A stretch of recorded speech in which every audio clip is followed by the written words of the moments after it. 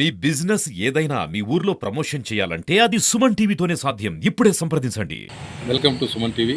నేను నాగరాజ, పుంగనూరు నియోజకవర్గం. ప్రభుత్వం ఇంటర్మీడియట్ పరీక్షల్లో పెను మార్పులు తీసుకొచ్చేందుకు చర్యలు చేపడుతుంది. అదేమిటంటే ఇంటర్ ఫస్ట్ ఇయర్ పరీక్షలు రద్దుపరిచి సెకండ్ ఇయర్లో 2 పరీక్షలు పెట్టే విధంగా, ఫస్ట్ ఇయర్లో ఇంటర్నల్ ఎగ్జామ్స్ పెట్టే విధంగా చర్యలు తీసుకోబోతుంది. ఈ విధమైన మార్పుల గురించి విద్యార్థుల యొక్క మనస్తత్వం ఎలా ఉందో తెలుసుకుందాం. ఆంధ్రప్రదేశ్లో మొదటి సంవత్సరం కాకుండా ఇంటర్మీడియట్ 2వ సంవత్సరంలో పరీక్షలు రద్దు చేసినారు. మీరు ఏ విధంగా ఫీల్ అవుతారు? చాలా హ్యాపీగా ఫీల్ అవుతున్నాము. ఎందుకంటే ఇప్పుడు మాకు నీట్ ఎగ్జామ్స్ కి ఎంసెట్ కి ఎగ్జామ్స్ రాసుకునే వీలు పడుతుంది. ఫస్ట్ ఇయర్ లో కంటే సెకండ్ ఇయర్ లో పబ్లిక్ ఎగ్జామ్స్ రాయడం వల్ల మాకు చాలా హ్యాపీగా ఉంది. ఇంటర్మీడియట్ బోర్డు విద్యా విధానంలో మార్పు తెస్తుంది. ఇది మీకు కరెక్ట్ అనిపిస్తుందా? కరెక్టే సార్.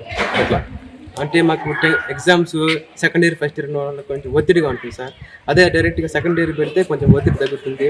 నీట్ ఎంసెట్కి బాగా ప్రిపేర్ అవుతాము, ఇంకా చదువుకోవడానికి బాగా ఉంటుంది. ఇంటర్ మొదటి సంవత్సరం పరీక్షలు రద్దు చేయడం ద్వారా మీపై ఒత్తిడి తగ్గుతుంది. మొదటి సంవత్సరము ఇంటర్నల్ ఎగ్జామ్స్ రాయడం కరెక్టేనా?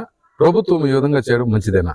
మంచిదే సార్. మాకు ఈ మొదటి సంవత్సరం ఒత్తిడి తగ్గుతుంది సార్. మరి ఫ్యూచర్ లో కూడా ఐఐటి, ఈఎస్సి ఇలాంటివి రాయడానికి మాకు సమయం అనుకూలంగా ఉంటుంది సార్. సార్, ప్రభుత్వము ఇంటర్మీడియట్ బోర్డులో తీసుకోబోతున్న నిర్ణయం ఏంటో మీ యొక్క అభిప్రాయం? సార్, ఇప్పుడు ప్రభుత్వం తీసుకున్నటువంటి నిర్ణయం పిల్లలకు చాలా ఒత్తిడిని తగ్గిస్తుంది.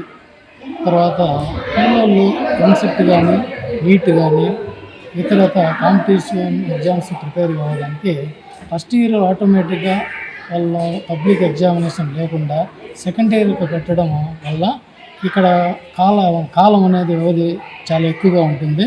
వాళ్ళు ఎంసెట్కి కానీ నీట్ కానీ ప్రిపేర్ అయ్యి మంచి చదువుకునే దానికి బాగా వీలుగా ఉంటుంది. కాబట్టి ఈ నిర్ణయం మంచిదే అని నా అభిప్రాయంగా తెలుసుకుంటున్నాను.